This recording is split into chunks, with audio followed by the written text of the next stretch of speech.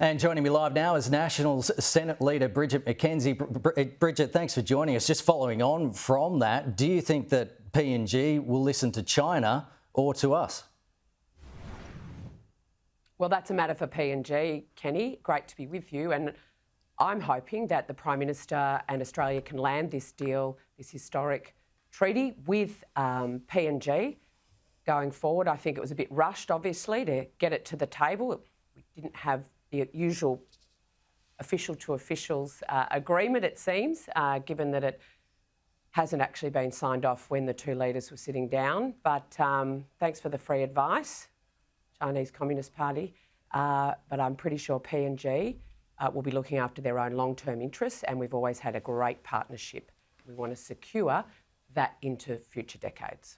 Just to the 2035 emissions reduction target, the Treasurer Jim Chalmers says the baseline scenario in Treasury modelling for a 65% target is the economy will be $2.2 trillion larger and better off by 2050. He says that CSIRO modelling is consistent with Treasury.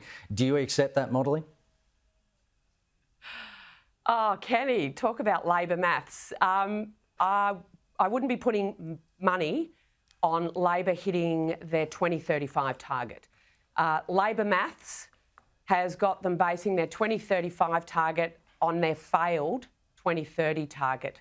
They're not going to meet it. And indeed, in my own portfolio area of transport, they're looking to electrify our passenger vehicle fleet. They're wanting to go from 100,000 new EVs being purchased every year, this year for instance, to 6 million by 2035. Australians hold on to their cars for about 13 years. It's not going to happen.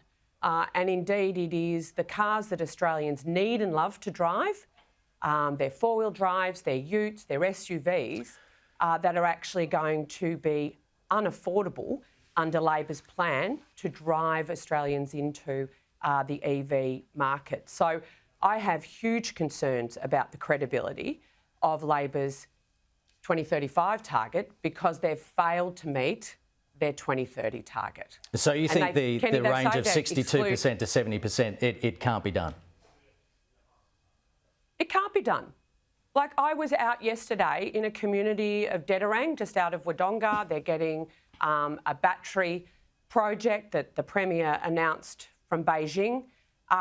They are not going to take this lying down. I was in Ballarat with farmers who are not going to be part of the electrification of their farmland. Okay, so if it can't be done, made a big would plan. You like to see Australia pull out of the Paris Agreement? Well, the thing about the Paris Agreement, Kenny, is it says that rural and regional communities' food production shouldn't be impacted by these sort of targets. I'm interested in protecting and caring for our planet without trashing our economy, communities and the local environment, which is exactly what Labor's plan around emissions reduction does. We took an alternative plan. But if it can't be done, we can't be election. part of the Paris Agreement, surely.